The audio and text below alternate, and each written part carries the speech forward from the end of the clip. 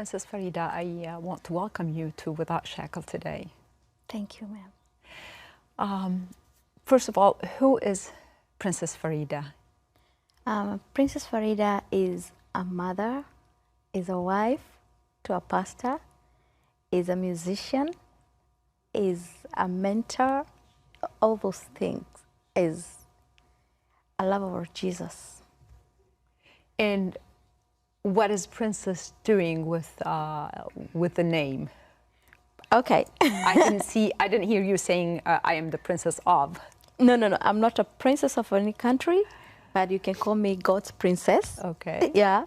But this name, I got it from people in school. They used to look at me and say, oh, you like to behave like a princess. You want to be neat all the time and organized and all that. Because, you know, in my country, you can wear a uniform the whole week without washing it. But I used to like washing it every day. So my mom could keep me so clean that they just felt that they should call me princess. So when I started dancing, I decided, why not? There's a name here. Let me just put it before my name, Farida. So as I understood, Princess Farida, you were a professional dancer in Kenya. Yes. Well, tell me a little bit about that. Okay. I started dancing and I started winning competitions. And I was crowned a queen of Chakacha for many, many years in my country. What is Chakashta? It's a dance that is done at the coastal by women, not men. You're only taught when you're maybe at the age of 10 years or before you get married, because you're supposed to dance it for your husband in the bedroom. But I used to dance it in the nightclub. So is it like a Kenyan tradition? It's a Kenyan tradition, but at the coast. Okay. But it's a sensual dance, so it is not to be danced in front of men or people. But I took what was, in the public. I took what was private, I brought it to the public. So it was supposed to be danced only in the bedroom, only for the husband. Yes. But you became a professional dancer for that dance. Of Chakashta? Yes. And in the public? Yes. And I was crowned the queen. In Kenya? Yes. I kept defending my crown all the time because of that dance. And yet, as you said, it's a sensual dance. Yes, it is. But Princess Farida, as I know, when you were a professional dancer, you were a Muslim, wearing the hijab. Yes. How did that work together? Okay, what I used to do is my parents never knew that I was a dancer.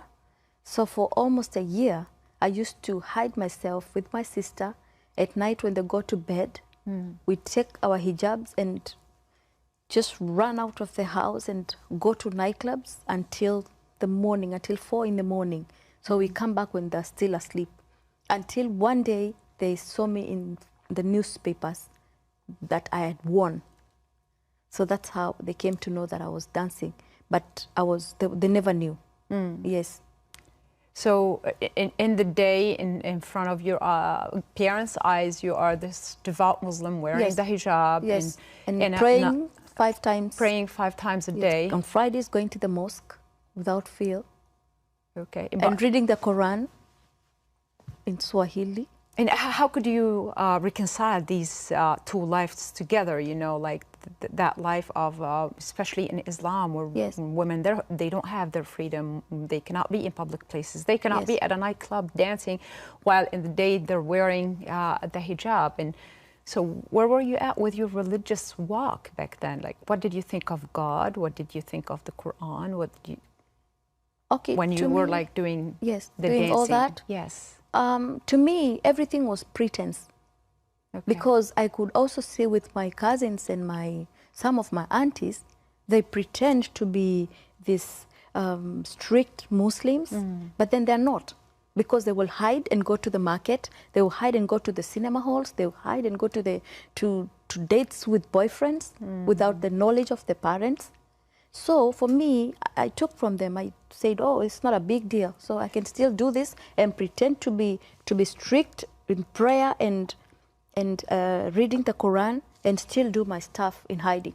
So you saw that you were not the only one who was living a false life or a fake life, but everyone around you was doing the same thing. Yes, they were. They're not honest in their living. Well, they are pretending to be devout Muslims, but at the same time doing the things that any person who have their freedom want to do. It's true, because you find that every time you're very strict with something, people will want to break that rule.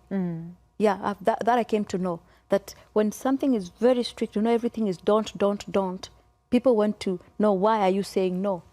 Yeah, so they'll break that. So that is what happens. I'm not afraid to say that many people, many Muslims live that life of pretense.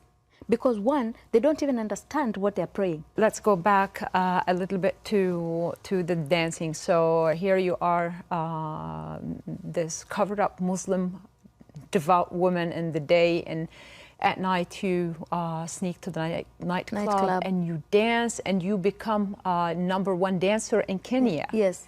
So when the public saw that, what was the reaction, and how did it affect you? Oh, okay. When my daddy saw that in the newspapers, he was very mad, because that morning I came back from the club and he had bought the newspaper. I pretended I was sleeping and he came and hit me with that newspaper. My mom was yelling everywhere. So I didn't know what to do, but they beat me up. They beat me, I mean, threw me outside with my clothes. They said, you cannot do this as a Muslim lady doing that.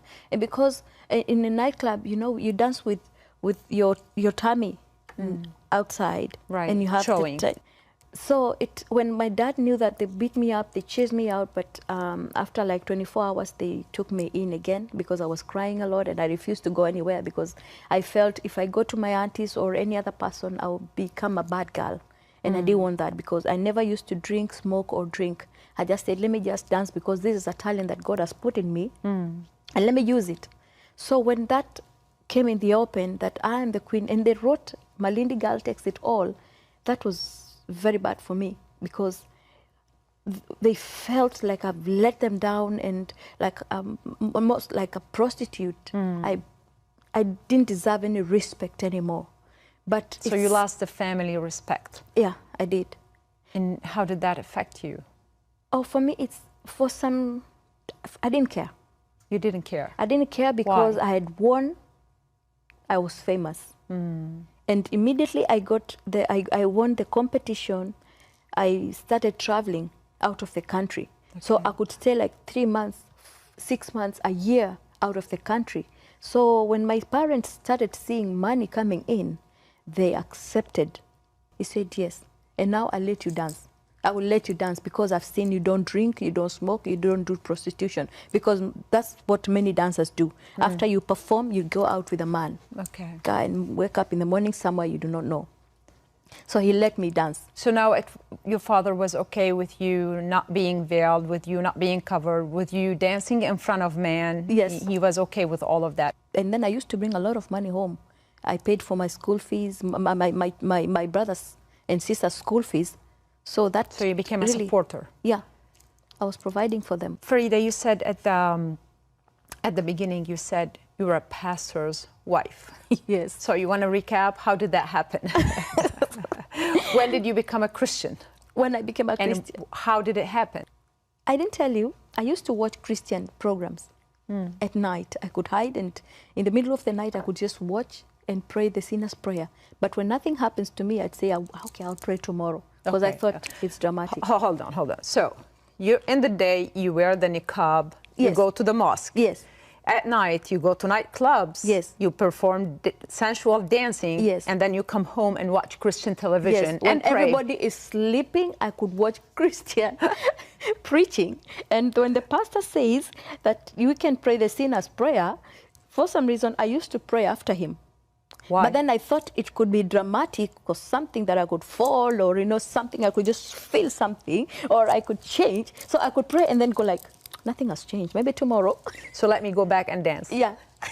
So why? Oh, I didn't know what salvation meant. Why did you feel compelled to pray the sinner's prayer?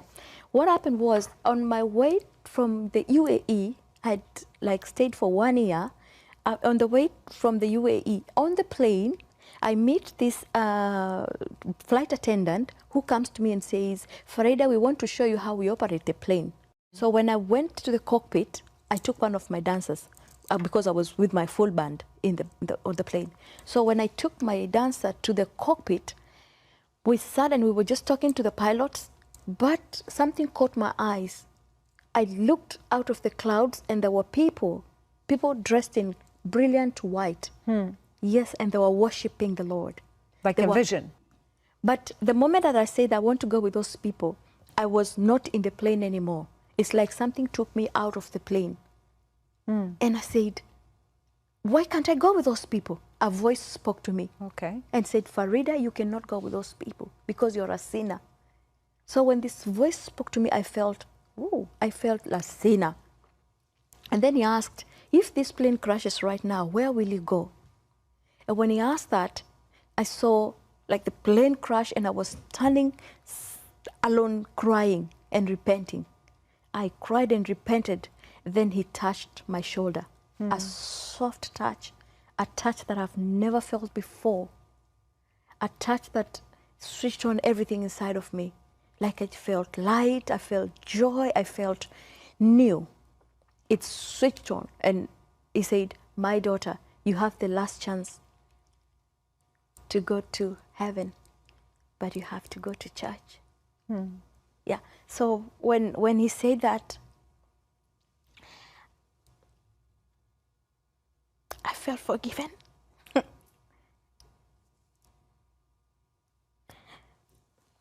Wait, sorry.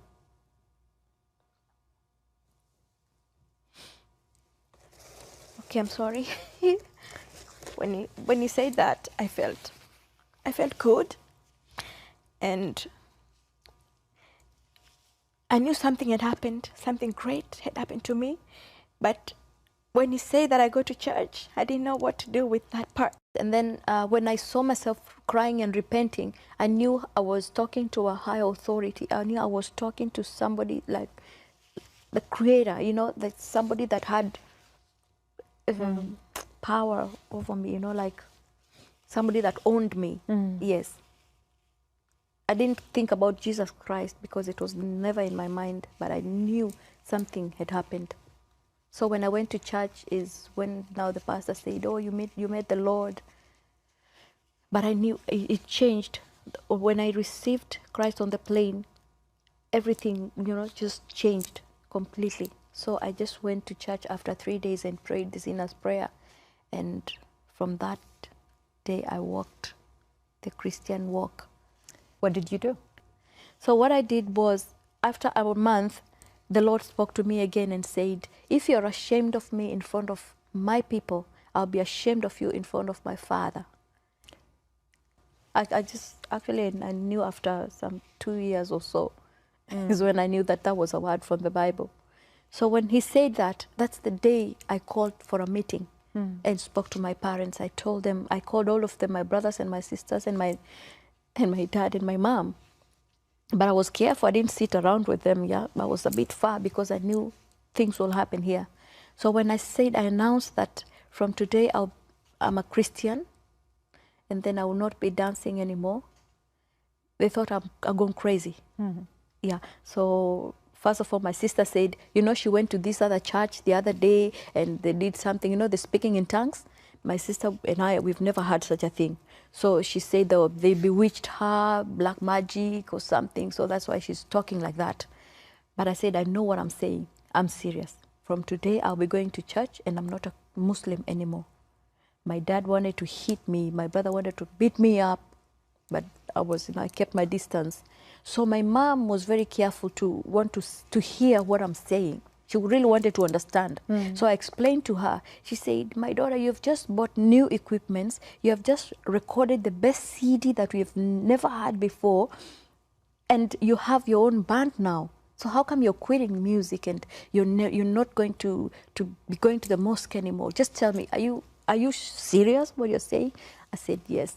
So when my mom knew that I was very serious, she woke up and I don't know where she got the rope from. She got a rope and ran outside to hang herself. Oh. Yeah. So when I saw that, I was very sad. I love my mom very much. I told God, please, Lord, don't let my mom die. I love her so much. I will serve you if you let her live. So when I say that, I tried to run out to help her, but they were mad with me. They were mad with me. They said, why do you want to mock mom, father? Just stay away from us. We don't want to know anything about you anymore. So since that time, for almost 2 years, I was all alone. They didn't want anything to do with me. I could just spend my whole day in church, praying and fasting and seeking the face of the Lord. I had no friends. Everybody just, my family, my friends, nobody wanted to have anything to do with me, but God gave me a family in church.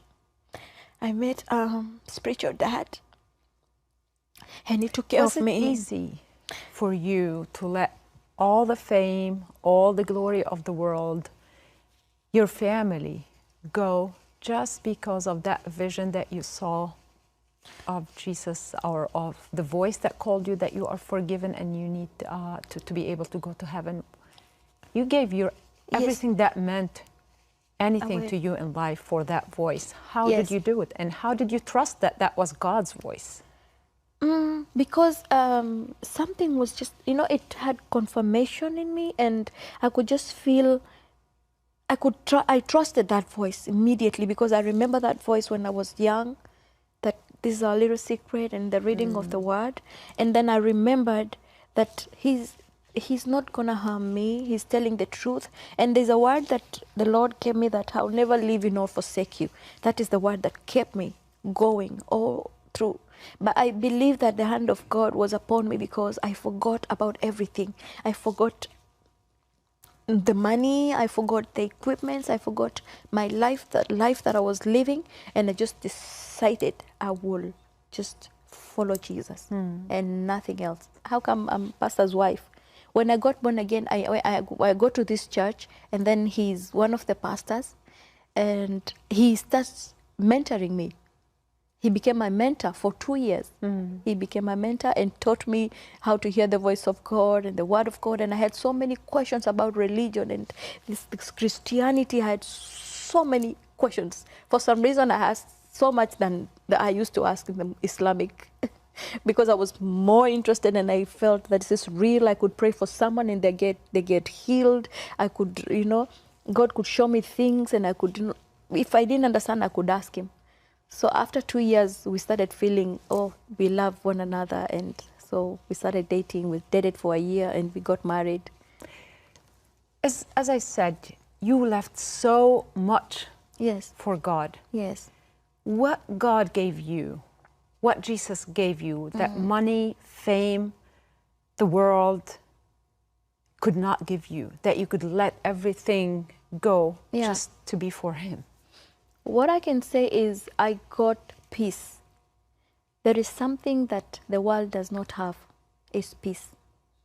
Even with these celebrities you see around, they are famous, but when they are alone, they cry.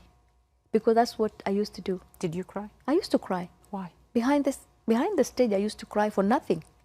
You just feel like it is too much, and people are expecting too much from you, and you can't give them more. So that void that only Jesus fills is the thing that is lacking in the people of the world. So once it's filled, you don't look normal. That's what happened to me.